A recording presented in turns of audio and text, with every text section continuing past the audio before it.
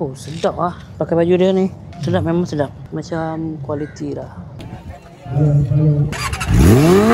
Last belanja.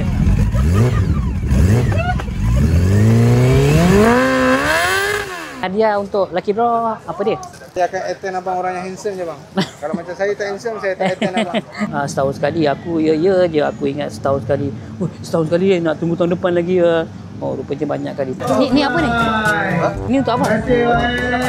Oh, dapat 2 Oh, abang dah ni. Nunggu ni kita kat sini Oh, kalau tak free dapat Oh, Izzat Lazim.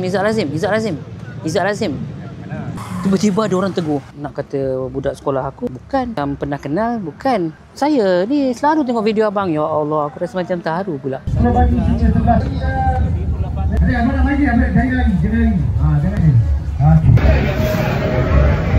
Ubat-ubatan hablal maut wa rahmatan indal maut wa maghfiratan ba'dal maut. Kita buka kamu ni ya.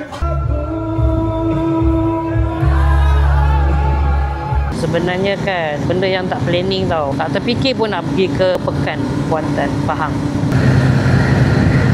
Wah, rasa macam bestnya. Badan aku tertinggi.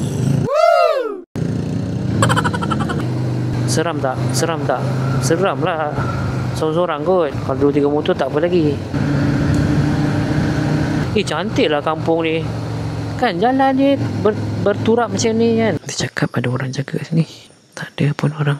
Sunyi baik.